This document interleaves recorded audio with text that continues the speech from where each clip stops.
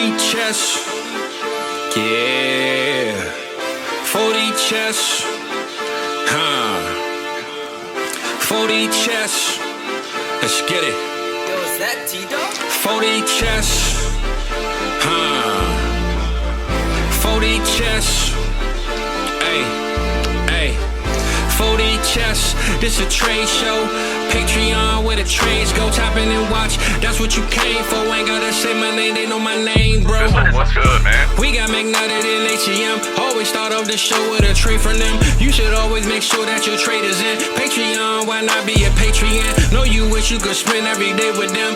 Tap in and say what you gon' say with them. South Harmon can fill up a stadium. Next time you log in, make sure that you bring a friend. We about to kick off, let the day begin. Go follow the socials. 40 Chess FF is posted. If your trade is an F, you get roasted. Go like and subscribe for the crew. Apple, Spotify, and the YouTube. You know Cooper got the warp too. Let us give you a walkthrough. 40 Chess. This is 40 Chess.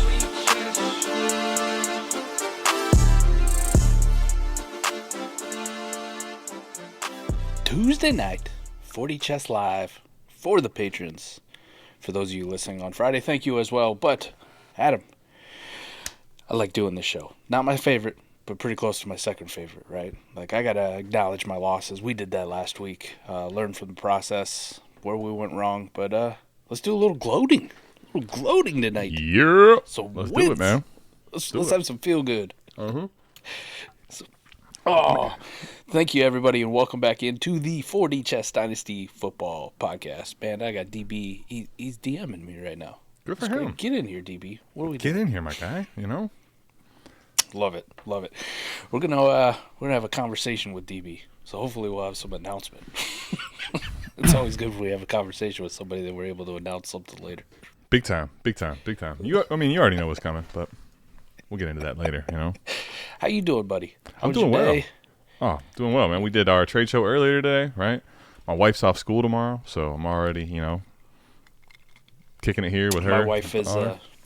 My wife's delayed tomorrow from school. Really? Because, they had a water main break because it's been negative 15, 20, negative, and that's Frozen American pipe. temperature, Fahrenheit. I don't know what the hell that is in Celsius. I can't do the conversion. Yeah, I'm not a Celsius Fahrenheit conversion. I use Google for that, so. I need a calculator. Adam, let's start it off with some wins. I got one for you, right? Pop it off. Let's go. I told everybody, shout out to my dad for the incredible trip, but here on this show or the AMA, told everybody to, just relax, to a concussion thing. Like, it's going to be okay. They trust him. They want him there. The offense is going to be good. It's going to be better than it was last year. A little bit more efficient. And for most of the year, Adam, it was that. Surprisingly, he led the league in fucking passing yards. Like, that was kind of a weird stat that I didn't know existed. Like, when they showed that during the playoff game, I was like, oh, no shit, Tua was number one in the entire league in passing yards. Pretty impressive from him. But, a little bit of a win there. Right, still maintaining some value, and we've gone from like full-on panic selling at this time last year, where people are losing their shit and may never play football again, to I don't know, QB1-ish territory, depending on like how people value him. Probably at worst 15, 16, somewhere in that range. So, yeah, he's like a high end quarterback 2, back end quarterback 1, right, somewhere in that range. Yep. I'm looking at Warp. He was anywhere from like 11 to 13, 14, depending on for the whole season, right? I mean, the finish, I think, for people will make – I'm curious to see if people agree with you on or not on the win, just because there's people that feel like they're ready to come after Tua after the way he finished the season. But I would guess the thing to remember, too, is that with Tua, he was somebody that, because of the concussions, a lot of the offseason was, whether you want to believe it or not, somebody that – I mean, even myself in one spot, Mike, was aggressively getting out of, because I had a lot of Tua. So I was trying to, get out of some of these shares, and there's a specific trade with Tua. I'm not going to mention it on this one because this is our winners, but from where he was, I guess, during the offseason to now, he has as far as during the season and if he helped you win a league, maybe not necessarily, but he's definitely trended up actually from where he started in the preseason to now, even in dynasty value. So the concussion thing of old feels like it's a thing of the past anymore. People don't really talk about it anymore. So that part especially. Surprised you didn't kick it off with your boy, but we'll get to that later, I'm assuming, right? We'll get to that. I'm just starting up top, man, with the quarterback. So Tua's on there for me, and I'll give two more for me. Two quarterback hits. Lamar, and keep it on your list, one too. of mine it's mine, too. You and I were talking people off the Lamar Jackson ledge. Similar to Tua, there's not talks about concussions, but there are talks, he ain't playing this year, he ain't doing nothing. Nobody wanted to trade for him. He's probably going to hold out. We said that was all bullshit. Not going to happen. Lamar's still elite. Draft him as such. Don't matter if he's playing in Baltimore or if he's playing with a new team. Lamar Jackson is good at football. Good for fantasy. And hopefully going to cap it off here with an MVP, right? So Lamar MVP season. Definitely. I was interested to see, man. Keep trade cuts even a little bit more higher on him now than I thought they were. He's up to QB4, Adam, in the Dynasty ranks. So far cry from being like barely holding on to a top 8 elite quarterback status where everybody wanted T-Law over him, right? Trevor Lawrence, we got to take him over him for sure. Lamar's not even going to play, and here you are sitting at the end of the year. If you had a little faith in Lamar Jackson, paid off. Great season, and I would say at this point it's pretty safe to say I would much rather roster Lamar Jackson than Trevor Lawrence. Yeah. Pretty easily. I don't think many people disagree with that at all. What was the other one? Did you say you had a third you wanted to get to? Yeah, I had to wet my whistle there. There you go. I mean, Lamar's one for me. Lamar's one for me, but I'll let you finish yours, and then I'll get to mine. Kyler Murray. Kyler was one I know you were pounding the table for. Still talked about him all offseason as a QB1, and you shouldn't have moved him at all, period. If you weren't getting top 7, top 8 quarterback value, there was no reason to move Kyler Murray. And he retained that, played pretty well here down the stretch, especially considering that, he sat out for so long because of that injury, a little bit rusty. Arizona Cardinals, not a great football team. They were decent, kind of devoid in lack of weapons. Hollywood Brown was the best, and you saw him disappear and then, be injured for the majority of the last part of the season when you really, fuck you, Hollywood Brown. Damn it. Needed you in a few leagues, and you disappointed me. But Trey McBride emerged. They're sitting in a great spot now with draft capital, giving Kyler a weapon. They've committed to him, shown that that's going to be their quarterback of the future. So the Kyler Murray thing was great, especially because I heard all the noise. Kyler's not playing a game this season. Like, that was takes that people had, and that was takes that people doubled down on, even in fucking September, Adam. I watched tweets where, if you listened to me back in April, I said Kyler wasn't going to play this season, because all the noise was coming out from Schefter and everything else, and, they weren't looking good, and Josh Dobbs was playing okay, and it was all just bullshit, man. There's a reason. You can look at that Kyler Murray contract and know for a fact, they weren't doing shit with him, right? This was their dude. Unless they could find somebody to take him on as a trade partner, he was going to be their quarterback, so why not invest in him? New coaching staff, too. They didn't have the ties.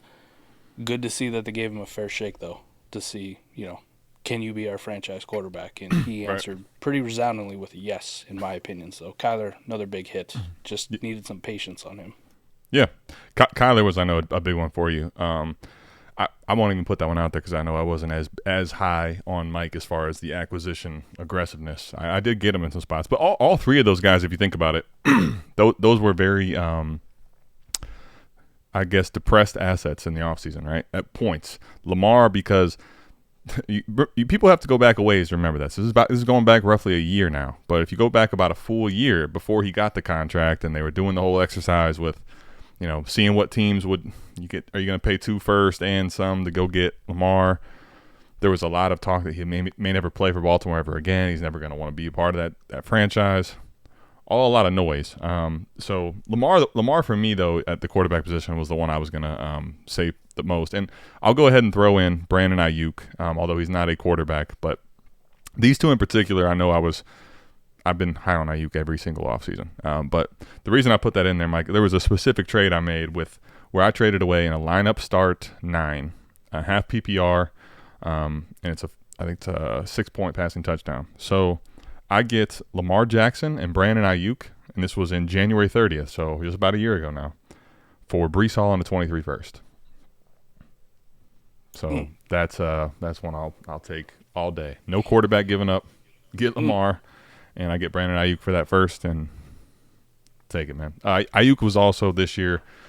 What's crazy was a little up and down as far as consistency, right? But he showed, even with like plenty of weeks where Debo was great, plenty of weeks where Kittle was great. CMC was awesome all season. This guy's a absolute difference maker at the receiver position. Basically trended in that wide receiver 1 territory all season. So I'll take the W on those two guys, and guys that still this offseason didn't cost you a ton. Lamar's price changed pretty drastically from January to going into the year, but nobody, I don't think, still believed that he would have a season like he is now and win the MVP with Mark Andrews getting hurt. Not even finishing with Mark Andrews. Rashad Bateman being a 0, relying on production from Odell Beckham, Isaiah Likely actually doing something towards the end of the year, and Zay Flowers emerging. Zay Flowers definitely helped, but Lamar putting up an MVP season with that cast, especially with Andrews going down. It's like, wow, Lamar did it, and it wasn't all rushing, right? It wasn't like the MVP season he had a couple years ago where it was, well over 1,000 yards on the ground and just, highlight after highlight of 60-yard touchdown runs left and right. It was actually Lamar playing quarterback, right? Shutting people up. I mean, he made some highlight throws where you're like, that's like Aaron Rodgers shit right there, like off 1 foot. Like, how the hell did he even see that or have the stones to throw that football? So, good to see from Lamar. I would say his game definitely evolved and grew, and if he can keep this up, right, and they get him a little bit more help, ooh, baby, man, I was pretty excited about Lamar Jackson. We could be looking at Lamar back in that conversation as like, hey, who are the elite quarterbacks? And I mean the elite of the elite, the warp difference makers, those fantasy point per game monsters, the Josh Allens, the Jalen Hurts of the world. Lamar might be back in that conversation here pretty quick. And to think, too, on the point you made about those quarterbacks, if you think about those 3 guys specifically, right, part of the fate on every single one of them was the injury. Like, they're not – Tua's concussions. Lamar's always hurt at the end of the year. Well, we'll see if money, changes that or not. Looks like it has. And Kyler Murray had his injury situation going on. So all the injury stuff was also a big part of it as well. I love the Brandon Ayuk call, and I'll piggyback off that one. Right? We'll go into another wide receiver that I was higher on than it seemed like everybody, and I couldn't figure out why. And still, to this day, he feels like a value. It's Michael Pittman Jr. I was pounding the table in the offseason for a lot of MPJ, as I've coined it. That's what I'm going to call him, right? He gets the nickname. He's so damn good. So damn MPJ? good. And you guys can miss me with this bullshit about Anthony Richardson. Go look at the target share when A-Rich was playing, right? Understand that the air attack was probably a little bit better, a little bit more efficient when Gardner was in. More hero, chuck it, fuck it ball. But the guy was still averaging double-digit targets with Anthony Richardson at quarterback, right? They had a chemistry. A-Rich knew where his bread was buttered, and he tried to get the football to Michael Pittman Jr. So I would expect nothing less from this connection next year. And the Colts would be absolutely fucking stupid if they let him walk, right? Do whatever it takes. Franchise tag, really, just do the right thing and give him a big-ass fucking contract. One of the better receivers in the entire National Football League, and Michael Pittman Jr. delivered for fantasy managers this year. Yeah, he did. He did in a big way. I think there's probably a lot of receivers we could get to. Is there any other ones that, like, I guess in the top 7 rounds or whatever you're thinking of specifically? The DJ Moore thing. I'm fighting patrons in the offseason with DJ Moore being acquired by the Bears. Just the whole thing, right?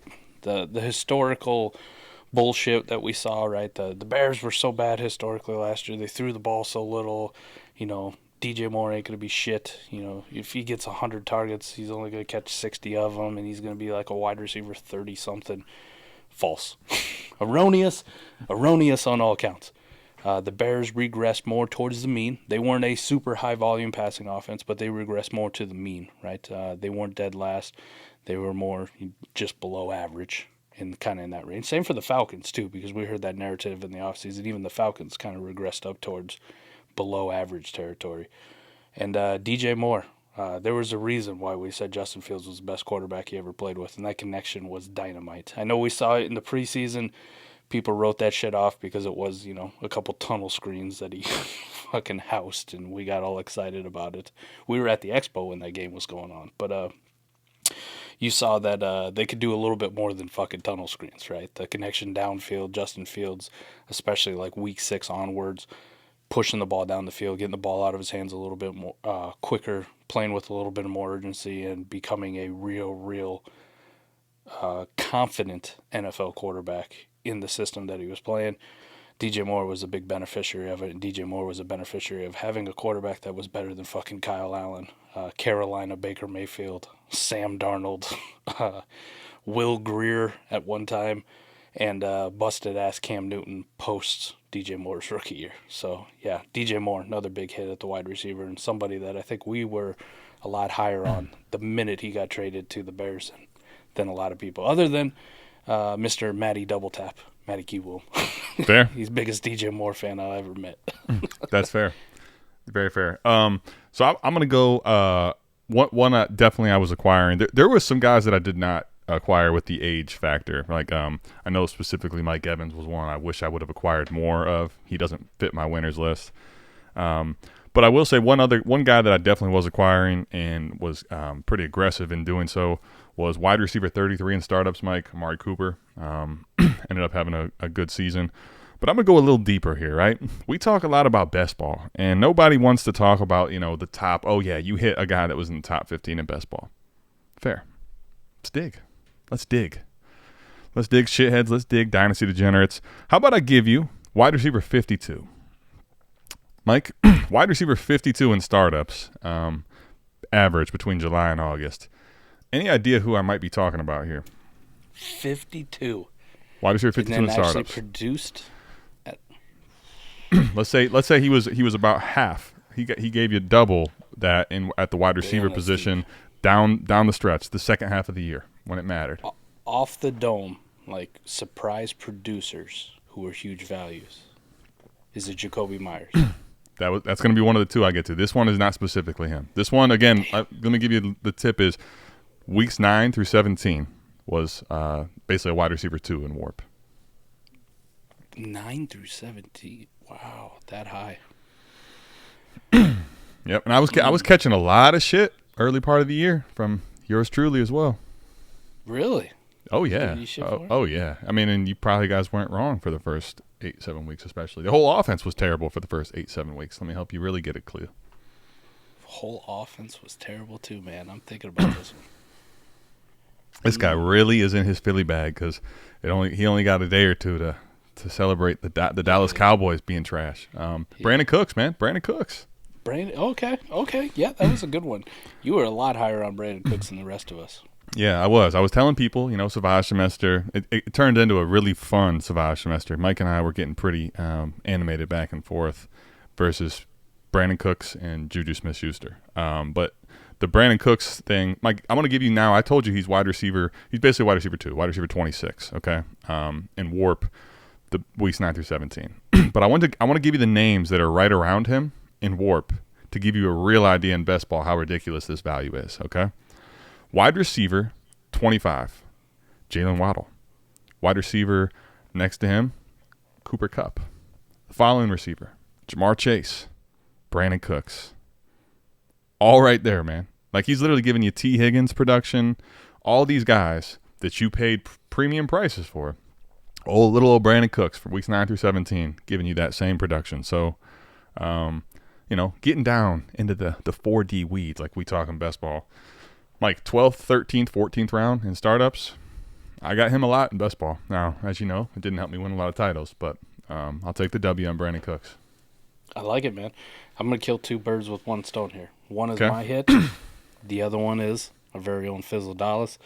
Fizzle had been on the CeeDee Lamb thing and finished number 1 wide receiver just about anywhere you look. Fantasy points, WARP, had a massive finish to the end of the season. And Fizzle stuck with him even while people like me were faltering, right? Like, I like CeeDee Lamb, but, those first 6 weeks were god-awful, horrendous. Like, it was a tough thing to watch them just ram Tony Pollard up the middle 25 times a game. And ignore the fact that they had CeeDee Lamb. So that was tough, but Fizzle stuck with it.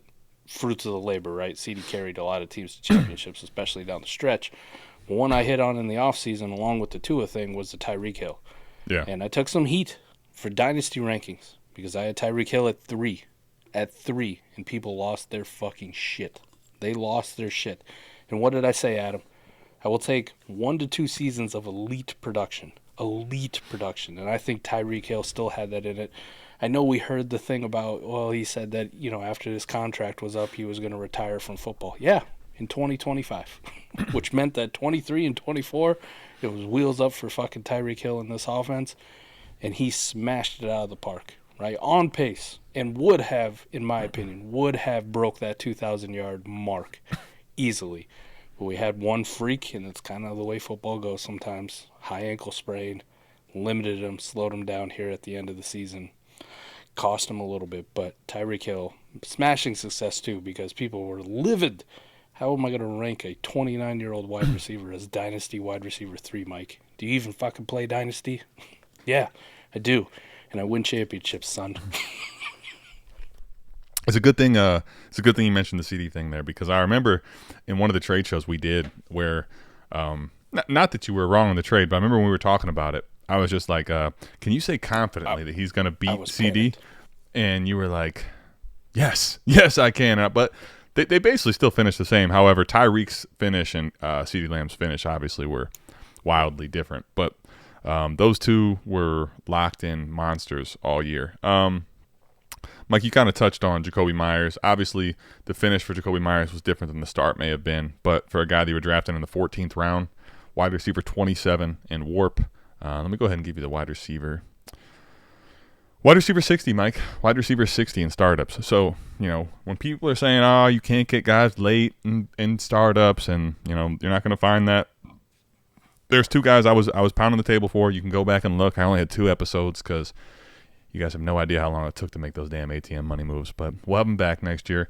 Jacoby Myers and Brandon Cooks, Mike. For me, 2 of the guys that I was really pounding the table for in the 12th to 14th round range, where you can get a lot of guys in this range that miss, by the way. Let me just read you some guys in the 12th through the 14th to give context. Khalil Herbert, Antonio Gibson, Marvin Mims, Tank Bigsby. Come on, man. Juju Smith-Schuster, right? Like Rashad Penny. Chase Brown, even though he had a couple games down the stretch, didn't do anything all season, right? Hendon Hooker in this range. So, Tajay Spears finished a little better down the stretch, but plenty of guys, Jimmy G, plenty of guys that didn't do anything for you. So to think about getting a guy that's wide receiver 27 for the season or wide receiver 26 for the final half of the season that late in startups were 2 of the guys I was, I'll go ahead and pound the table as dubs for me. Oh, baby. All right, Adam, on to it. Sam LaPorta, and I hit this one 3 fucking years ago, so we just riding out the waves, but it just gets better and better, don't it? Mm-hmm. Even on one knee, Sammy Ballgame still scores playoff touchdowns. He don't give a fuck. Yeah, man. He don't need 2 knees. That dude is legit, man. For all of you that, however long it took you to get here, there's no denying it at this point, right? Dude is a baller. Adam, think of this, man. Startup ADP from last year, all rookie season on, right? Through September. Sam LaPorta was going as the tight end 12 off the board after Michael Mayer, Darren Waller, Pat Freiermuth, Dalton Kincaid, George Kittle, Dallas Goedert. What we doing? I mean, like at that point, it was. What's crazy was at that point, it was like, okay, he's starting to make some noise, but now we're talking about Sammy Ballgame as the perennial wide receiver, or at least the perennial tight end in Dynasty right now. The other thing too was he a lot of times you'll see this inflation because of a rookie having good games or a few, right? Like Sam LaPorta was a difference maker at that position in his rookie season. Collected all kinds of awards this year. He is that dude, man. He is him. You know what's crazy? Crazy to think. I mean, for MVP status, at least for offensive rookie of the year, he's never in the conversation, right? Like Stroud, rightfully so. Puka was awesome, but I Yeah. never hear Sam LaPorta mentioned, even though But you he broke can't- every record You that can't. there was for a rookie tight end, right? But you can't because you have a receiver do it, right? And Puka. Right. And then you have, the quarterback position, if a guy has as good a season as CJ does at quarterback, you're going to have a hard time even getting a tight end in the conversation. But to your point, like this rookie class hits, for all the shit it's gotten because of how much hype it had, you're talking about right now getting a top 3 or 4 quarterback in the class, the tight end 1 in the class, and I would say right now definitely a top 5 or 6 receiver in the class. Easily. Yep. Right? So talk all the shit we can talk all the shit we want to about 23, but let's acknowledge the high end upside 23 gave you too, though, right? Let's run that through too. Like go back to draft season, rookie draft season last year, Adam. And if I were to tell you at the end of the year, Adam, I promise you there'll be 3 players from this class who will be top 5 at their position in dynasty value. None of those 3 names would be on that list. None of them. I'm not going to put him as a W. Anthony Richardson. Somebody definitely would guess Bijan Robinson. Yes. And maybe Jackson Smith and Jigba or Jahmyr Gibbs. Right. Now, I'm not going to put C.J. Stroud as a win because I definitely had him at quarterback 3. But I will say, like, I was higher on C.J. Stroud than a lot of people were in the draft process. But I would not have put him ahead of A. Rich. You guys all know where I was at with A. Rich. So I'm not going to put him as a W. But I still got at least some of my C.J. Stroud at that 105, which just, to me, the crazy part was all along that there was people that didn't even take him at 105. There was points that I saw JSN go ahead of him at 105, and that was where I was like, this is fucking bananas. I think another hit for me was fading the Dalton Kincaid thing. Like, just, he was getting to stupid high levels. He did he kind of recovered the fade. Like, if you had him, he recovered in dynasty value probably more than he was, but he didn't give you any point in the season, really. Like, if you were starting him, like 2-3 games where he was very good, very but it was good, very small sample size for the season, right, for Warp, and right? And like when Dawson Knox came back, he disappeared again and was actual detriment to your roster. I know he had a pretty decent playoff game, 3 catches, 59 yards, and a touchdown. So probably going to buoy him at least in the offseason. We'll see what he does here in these upcoming playoff games, depending on how far Buffalo goes, but.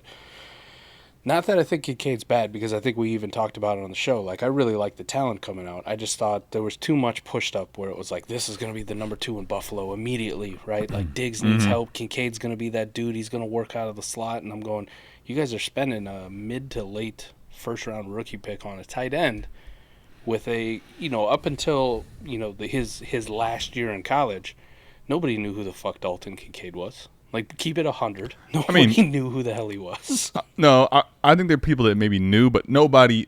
The hype from him being a tight end to the tight end was what changed, for sure. You know how fervorish I am with tight ends. We started multiple C2C leagues, Adam, that year. His last year in college, going into it, right? The off season of his last year. You know how fervorish I am for just tight end talent around the country, right? Like, I knew who Tucker Kraft was before Tucker Kraft was, like, showing up on mock drafts. You know what I mean? Sure. Like, Well, that's also Iowa, though, too, right? Well, yeah, but, like, it's just our thing, okay? It's just what we do. Like, I keep a pulse on tight ends. I have a pretty good feel for tight ends. I knew who I didn't know who Dalton Kincaid was. God's honest truth. Really? The only reason we ended up on our joint team with a share of Dalton Kincaid, and I ended up on the C2C leagues, is because I got the fucking names wrong. I knew there was a great Utah tight end that started with a K, right? That's amazing. So I went down the list, and the first Utah tight end that I saw that started with a K, I'm like, that's got to be that dude, right? Like, I knew his name's kind of like fucked up. Kincaid sounds right. No, I was looking for Brent fucking Kuthi. Keefe, however the fuck you pronounce his last name.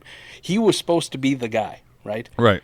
Well, he was, but... And then he got injured. And Correct. Dalton Kincaid took over and fucking ran away with it, right? He put up like 200 yards against USC that year.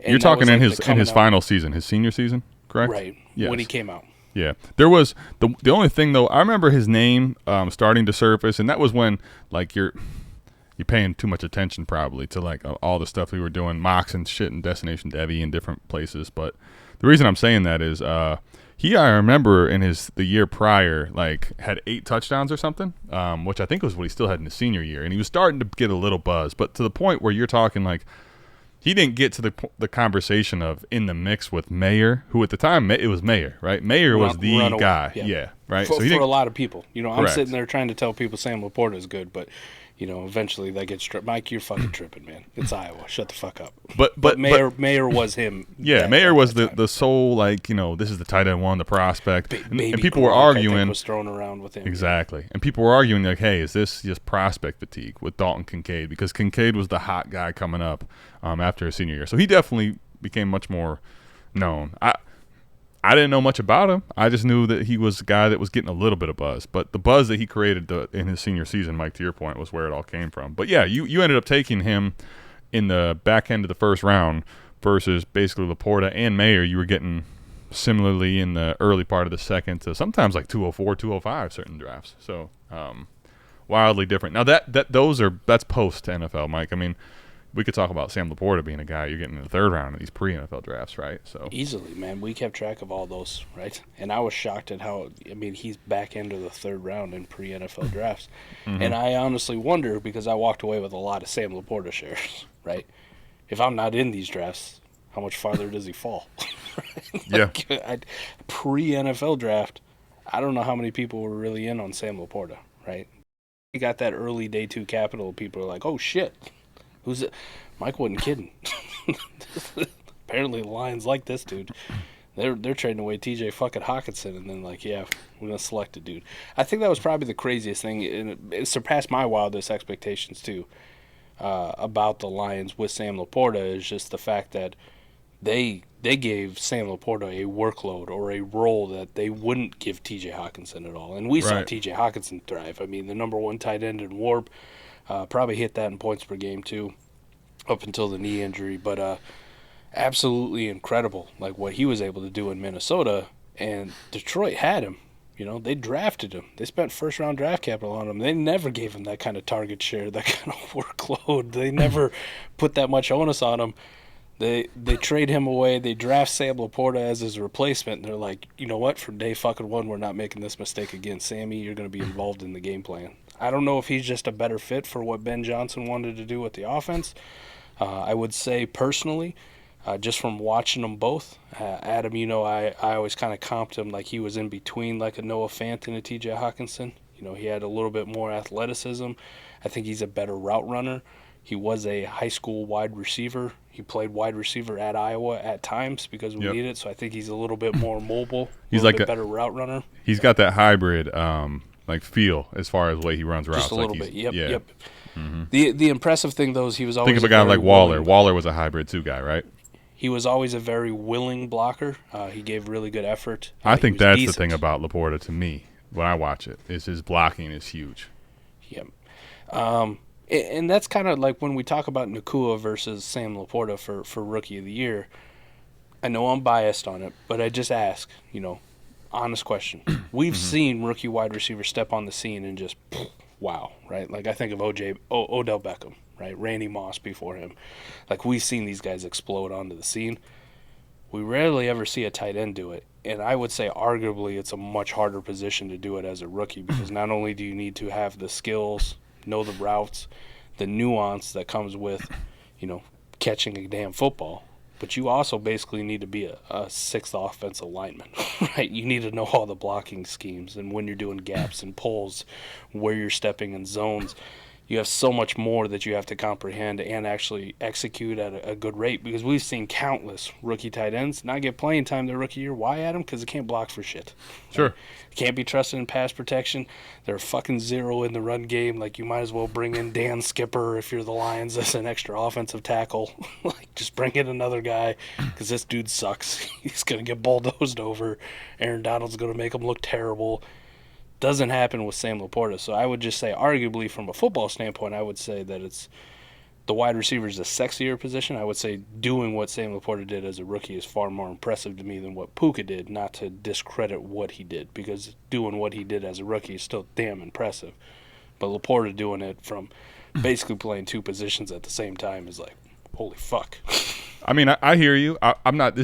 I'm not going to say anything negative about what LaPorta did. LaPorta was great, but the one thing I will say, because to this point, you're talking. If you're going to like look back and all the years that the receiver has done stuff, you can go back and look and just recency. Go back to Odell Beckham Jr. Go back to, I believe it was Jalen Waddle had the reception record, right? And it was Jamar Chase who had the yardage record. What are all these guys going to typically have? The draft capital that says day one, you're the driver of this train. You're the dude, yeah. This is a dude, late round pick, Mike, day 3 pick, a team that's supposed to win no games. Now, the one thing, again, LaPorta, I'm not trying to knock on him because that team went to the playoffs and beat the Rams in a very good game. Amazingly, these guys played each other in the game in the playoffs. But Nacua did it. He broke the record in the playoffs. He proved it. He broke the record for catches. He broke the record for yards. He broke the record for catches in a game, 15. Like, Mike, he left no doubt on the rookie, in my opinion. I know he had an extra game to get 29 yards from, Bill Groman's record. So you could argue the validity of that one if you really want to because of the difference in games. I get it. But this guy basically broke all the fucking rookie records as a receiver and went into a situation where, dude, you know how many guys – there's day 3 picks that do not make the roster. Right. Like, that to me is a big thing for Nacua that makes it just crazy because it's one thing to go in there when LaPorta, to your point. Now, I don't think he didn't earn it. He absolutely earned it. But the Lions, when they drafted him, said, listen, if you come in here and do what we think you can do, this is your job. Nacua had to go in there and earn that shit. So – I guess that's the difference for me for most rookie receivers where, to your point, it can happen, but very few and far between. They're like late round picks as a rookie, right. You know? Unheralded dudes, right? You looking back at the Puka Nacua thing, too, it's just hilarious to see the people drafted in front of him, right? Like where we are now. Oh, my God. There's just a million of them. Going by Bulletproof's ADP, powered by Adiko there. He was the 407 in rookie drafts. So these are encompassing all rookie drafts, right? Post as well. Yeah. With Sean Tucker, Evan Hull, Eric Gray, Dwayne McBride, we didn't see a damn snap of during the regular season. Stetson Bennett, same thing. Darnell Washington was a left tackle. Michael Wilson was okay-ish. Deuce Vaughn, nothing. Schoonmaker, nothing. Boutte, nothing. Tank Dell was pretty damn awesome. Banakanda, Zach Evans, Tillman, Musgrave, Chase Brown, and then Jaden Reed. But man, all these people that are drafted in front of Puka Nacua, and it's Puka in the 407 that has a case to be the 101. Yeah. Of the class. Right. It's like, what the fuck? I mean, like in July, or I'm sorry, start of July when – the hype train was beginning to get there. It still was nowhere near to the point where it finished, just in hype. But July, he was the 1807 wide receiver 82 in startups. And you just think about the jackpot of all jackpots this year was for the late round drafter, the Los Angeles Rams giving you Puka Nacua in that range and Kyron Williams even later. Trying to find where Kyron's at here. I mean, it's way late. Let's see if I can 758. That's what it felt like, didn't it? Yeah, that he was. Bitch got dropped in leagues. Kyron was the 2208, Mike. Nuts. League winners. Hey, partial credit. You got the Rams backfield right that they were going to be a league winner. I did. I just picked the complete wrong guy, and he wasn't the backfield for anybody. And then tore his other Achilles. So, shout out to me. I picked him. I'm going to finish my winners with this, Adam. Okay. And the winners, and this is, I shouted out Koopa for Warp and opening my eyes. But realizing and actually diving in, listening to what you and Scott did, Mind Warp series, still incredible to this day, still a lot of good information on it. So, go check it out if you haven't. Trust me, you got a lot of time in the off season. Not the worst idea. But really diving into Warp. And then being able to have this awesome tool where I can just, I can just go and look at a specific league. And the realization, I don't know when it hit, Adam, but at some point I realized in 99% of my leagues, these fucking tight ends don't matter. They just don't matter. Okay? You can make a plan with the tight ends without spending any real draft capital or you don't have to have expensive ones, right? And especially in best ball, you can get away with just having an onslaught. You give me 4 to 6 of these crusty ass dudes at tight end. Deep Sea was like, yeah, I got you at tight end. No, you don't.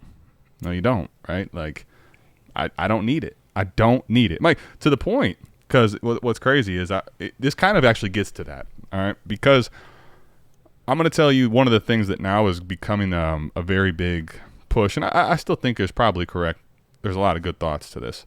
Like, you think about the full teardown rebuild is becoming less of a cool thing because people are just like, this. It's redraft plus is kind of what Dynasty is going to become, right? There's so much of this stuff you get wrong with rookies. You look at we just talked about all the guys that got right, but no one saw Puka coming.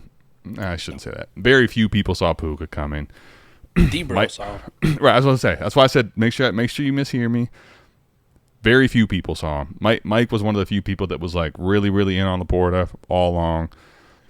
And C.J. Stroud wasn't the quarterback 1 that people were drafting. Anybody that was talking their C.J. Stroud love might have taken him as the quarterback 2 in the class. I didn't see in a single draft anyone take him as quarterback 1. So there was a lot of misses in the 23 class and the redraft plus thing. So I just want to go back to this year. I proved Mike in 1 league.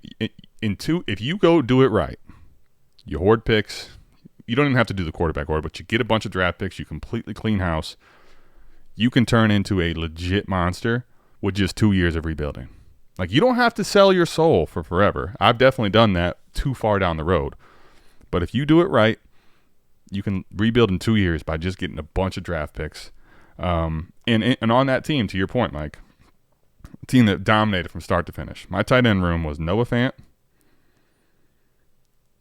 Basically it. Donald Parham.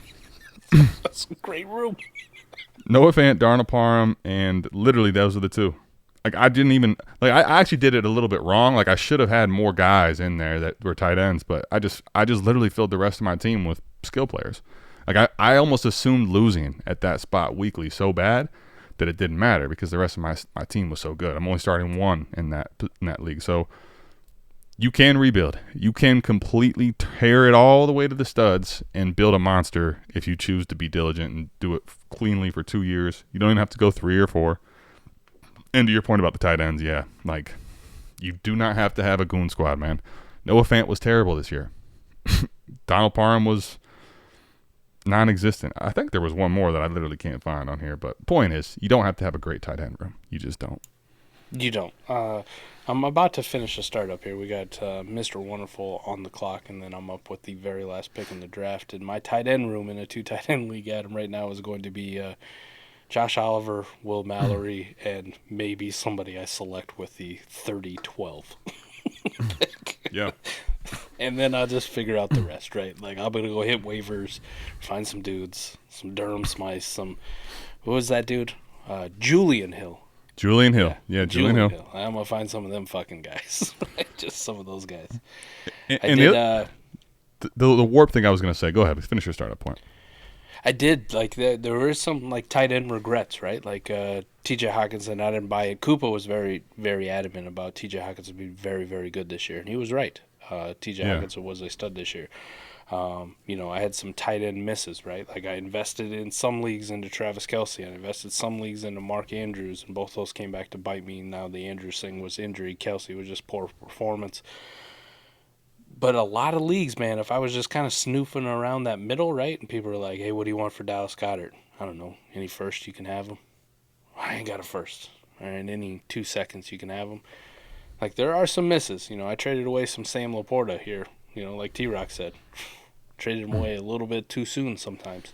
For sure. And you regret it a little bit. But the process has been 1,000% right. And with any good process, you're going to have a few misses in between where you go, I could have done that better, right?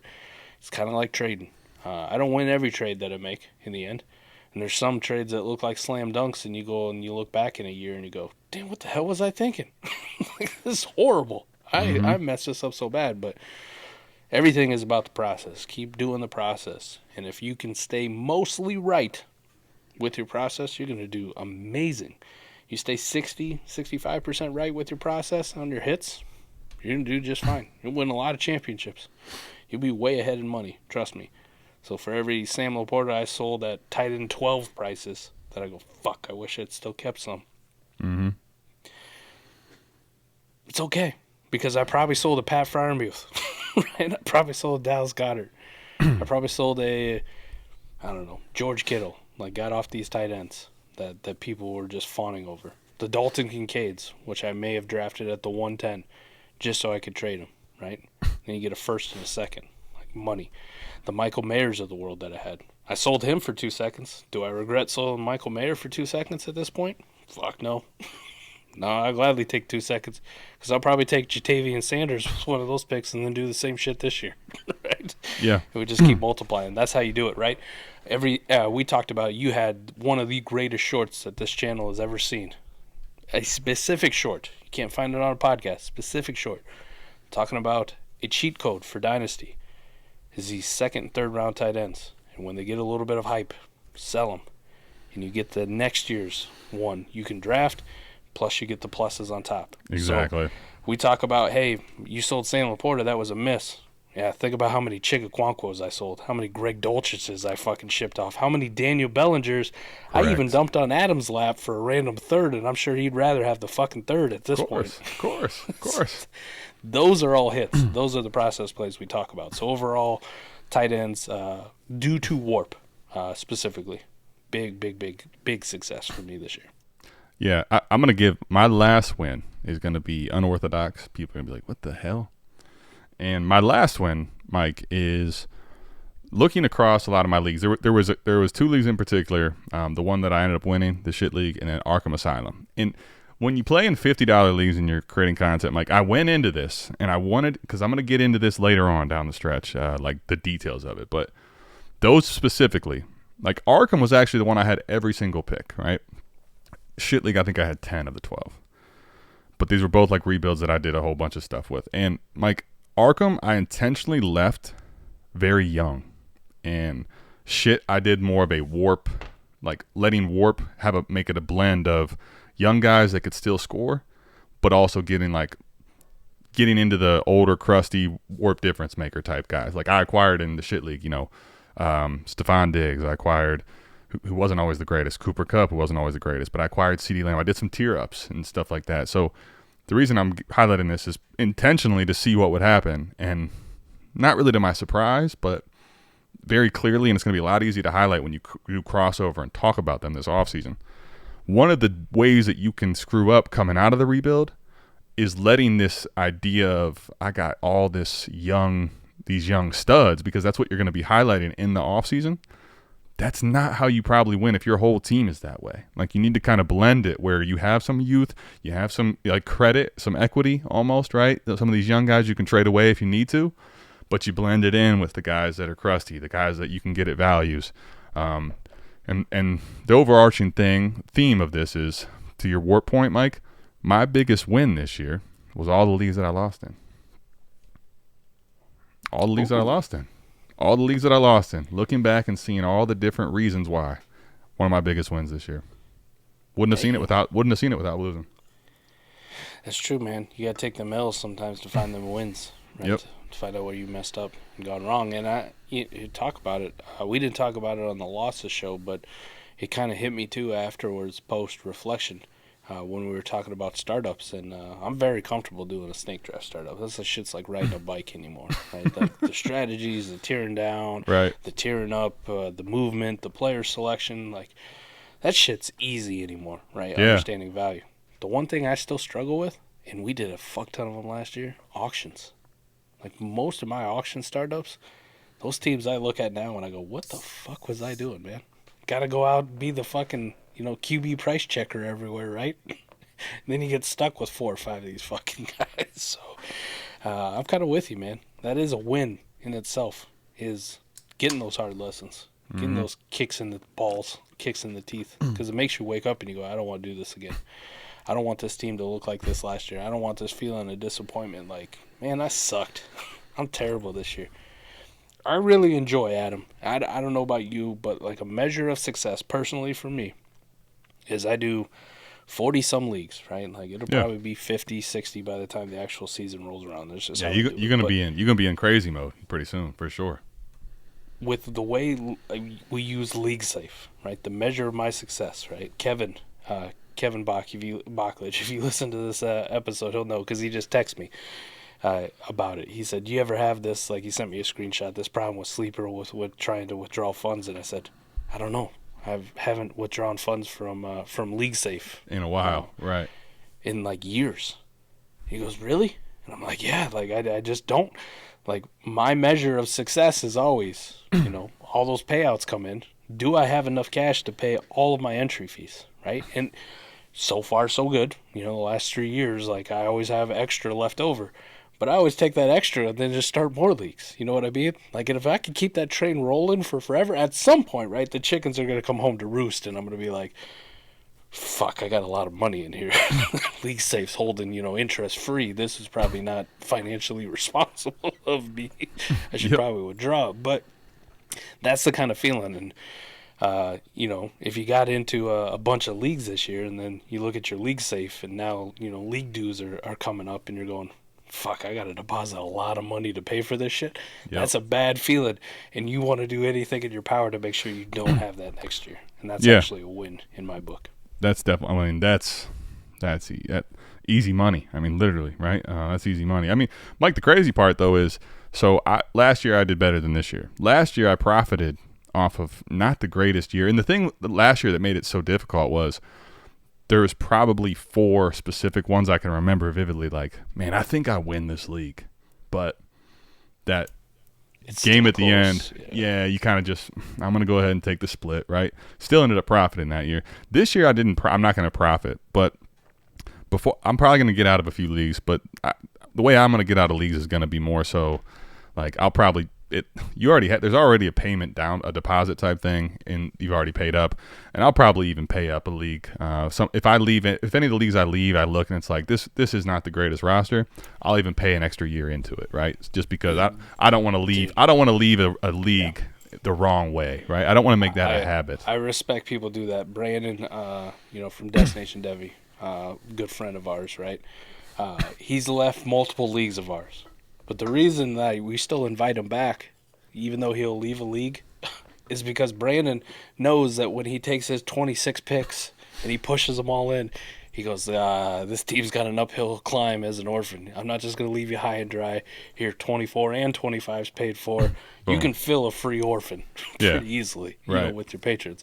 He doesn't just go, fuck you, figure it out. Right? So, if the team's good, by all means, you bow out gracefully. Here you go. Like, I didn't leave a shitty roster. We already got 1 year paid for. Figure it out for 25. But if your team's really bad, I'm fully on board. Like, do the right thing and just go, hey. Sure. Hey, this team's not so good. but the crazy part, Mike, is in a year where you only win 1 league, I had a couple other random payouts, whatever. As bad as it felt on the winning side, I'm not going to end up paying a whole lot extra into multiple leagues. Still did all right? Yeah. Regular season championships, Right. I had a lot of second places. Yeah. I had 4 teams, Mike, that finished most points for the season. I had 3 total teams that between the playoffs and the most. Sometimes that's just the way it goes. You can live with that. But man, that for me was one of them. Is that, and to this point here, to ATM just choose wisely. Yes and no. Like, obviously you want to hit the right ones, but I'll give you my championship roster and tell you the ones that I didn't hit. I mean, Stephon Diggs did not hit for you. Cooper Kupp really was not a hit for you. A.J. Brown didn't even play in some of the games down the stretch. Tyreek Hill didn't do as much as – he was obviously great. I'm not going to use him as a guy that was bad. But Kirk Cousins, Anthony Richardson, still on this team, didn't do a lick for you. You don't have to hit them all, right? Aaron Jones was out for the majority of the season. You don't have to hit them all.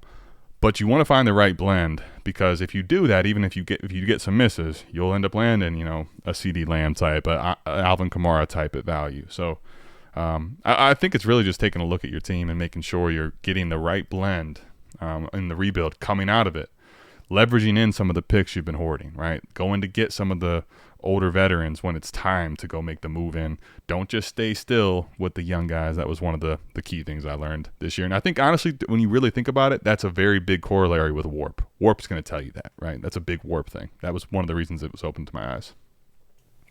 Crazy. What a year, man. What a year. And Deep Sea, good to see him in the. He's going to try to rebound, right? We're in another startup. Of course, right now, man. Actually, 14 teams. Deep Sea's right back at it. I see. I'll just say I've seen Deep Sea that, the way you had it in last league, you're going to do it again. Just send all the picks in, and we're going for it right away, right? We thought it was Stoppa's fault last time. Now we did. That's what I'm saying. 100% on Deep Sea this time. I'm thinking Sopa just sent you a mess. Well, it turns out that no wonder you wanted that team. You love to do it too. So, love to see it though. Go try to win it right away. I don't hate it. It's good to see he hadn't spent anything on tight end outside of Travis Kelce, right? But we don't actually have to start a tight end in that league. It's all flexes. Who gives a shit? Oh, T-Rock, I messed up his reference. I thought he meant pick the right veterans, choose wisely. So I love the choose wisely reference though, right? The Indiana Jones. Yeah. Right? Let's go. Love it. And then you get to see the Nazi die, like turned into a skeleton and blow apart. It's always a good sign. Absolutely. You gotta love it, man. No offense to any, actually 100% offense to any Nazis who are still out there. That's one of those where we could say it's okay. It's okay to go back in history and say offense to y'all. If I get canceled because I told a Nazi to fuck off, like that's probably the best way to get canceled, I would say. I would agree. Gambler at heart. Listen, Deep Sea. I told you this multiple times. I'll say it till the end of time. Deep Sea, keep being you, buddy. Keep being you. We love to see it. Might get anything else on the wins episode, man. I don't know. I'm not as gloating, man. Like most of mine I had to put out here because I wanted to rub it in Mike's face on the winners, right? Like the Brandon Cooks and those. I'm excited to rub it in his. I don't know. I'm not really the biggest gloater, man. I'm just not. I don't know. Maybe it's a flaw of mine. I'm not the biggest. I didn't even touch on like some in-season wins. When I'm trying to convince you to buy Jordan Love and you kept telling me to fuck off, and here we are. I mean, what I was gonna say, actually, you brought up a great point. I was gonna say, actually, Mike, I learned very clearly this year, and I leaned all the way into it. Fade the face planner early. Fade the face planner early. That was one I almost messed on saying. Because Quentin Johnson was a face planner I faded early, and to me, I think I'm learning this process, Mike. You just talked about 65%. I think the process play on face planners is probably higher than 65%. So for me, the process is even if I end up sending away Quentin Johnson and I'm wrong, like let's say he would have had the opportunity that the Chargers gave him, but he ends up balling. That'd suck, but I can live watching that knowing that the percentages are bad, right? Yep. That's one for me, and that was one with Quentin Johnson, trading him. I ended up moving him one other place than with just you, but let's just say wherever I traded him at the time, like between week 4 and week 8, they were all wins because right now anyway, it doesn't look very pretty for him. So that's one of the things I learned again. Like do it even earlier than you feel comfortable. Well, the helmet scouting is going to live on at least for another year, right? TCU wide receivers. At least. Baylor wide receivers. Dude, big time. Oh, my gosh, man. Hey, we can kill the Ohio State quarterback narrative, though, right? Fields has been productive, and C.J. Stroud smashed that shit through the fucking park. Like, Fields kind of set him up on a tee. Like, okay, well, Justin Fields did this last year. Like, he's been okay. And then C.J. Stroud's like, hold my beer. Watch this. Fuck yep. you. Oh, yeah. That Ohio State quarterback narrative, you guys kiss my ass. But the TCU wide receiver narrative is going to live long and prosper. Some things live on in infamy, right? And the Big 12, the TCU thing, absolutely is going to live on. Buddy, like the best wide receiver on the Chargers was from TCU and a draft pick. True. It was just Darius fucking Davis. Right? Like, that's a special team savant right there, and he can do a little bit on offense. That was the best dude. Darius Davis, man. Wasn't their first-round pick. It also was, most people don't even know anything about Darius Davis, right? They're not going to give him any credit. But, yeah. I didn't even include Jahmyr Gibbs, too. Like, people were mad at me because I had him. I said you should take him at 3. You were on that train, too.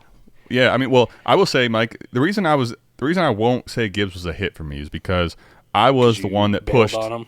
Well, no, that's the reason, yes. I actually had C.J. Stroud ahead of Gibbs, so I'll ultimately take the dub on that. But there was at least a 2-week period where I'm like, this Dan Campbell thing, man, he just, as long as Montgomery's around. Swift PTSD.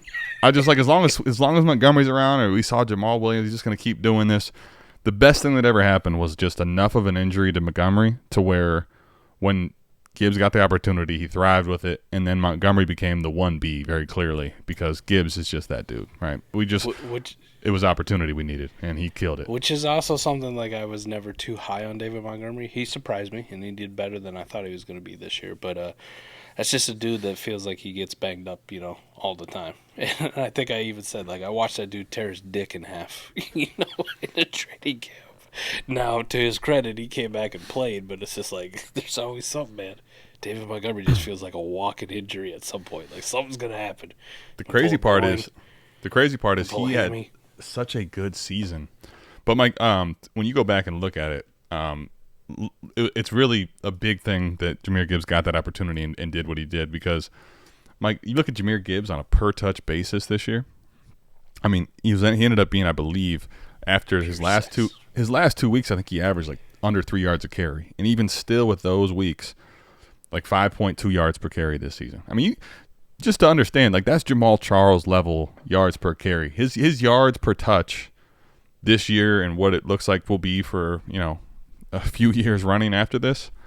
I mean, he could be one of the most efficient guys in a, per touch basis that we've ever seen at the running back position. He's that electric. So with that offensive line, too. It's crazy. Just nuts. Yeah. Nuts. And the scheme they have around him is awesome, man. So. And it looks like Goff's going to be there for the foreseeable future, right? We can put this shit to bed finally. I know there were some question marks about him coming in this year. I think Jared Goff's been yeah, I'm the quarterback. I don't take all your Hendon Hooker share. Did you say something really off color? Because you just muted yourself halfway through that, or it didn't come through right. That was amazing. What kind of craziness did Mike just say? He muted himself. Don't worry about it. Love it. No, that's all I got. It's a good show. It's a good show. Appreciate awesome, everybody man. tapping in. Yeah, Adam will have to think about what we're going to do next week. We already had these two planned out, right? Biggest L's, biggest wins. So now we'll dive right back into strategy. We'll kind of see what strategy. Strategery. We do have the actual early declares, right? The deadline is come and gone, so we do know who's in the draft now. Thankfully, I think we get 4D into 24, man. Next week, I think we do. In some way, shape, or form, we can do it in a lot of different ways. But I think, 24. People are waiting for 24, man. Let's give them the 24 edition of 4D. 2024. Yeah, we spent too much time looking at 23. It is January 16th. We're halfway through January. Still talking about 23. Time to turn the fucking page, all right? Speaking of which, I'll tell you this much, all right? As a Browns fan, see, one of my toxic traits, I guess you could say, right, is as a Browns fan, you're basically jaded to always say, next year, right? It's as long as I've been alive, that's what the Browns have taught you to do, next year. Mike, I can tell you right now, Dynasty Degenerates, I can tell you right now, news on tap soon, what we're going to do this year, this is our fucking year. 2024 is 4D's fucking year. You heard it here first, and just remember, when your league mates are playing chess, play 4D chess. Let's go. That'll do it. We'll see you back here same time, same place for the 4D Chess Dynasty Football Podcast. We love y'all. Peace.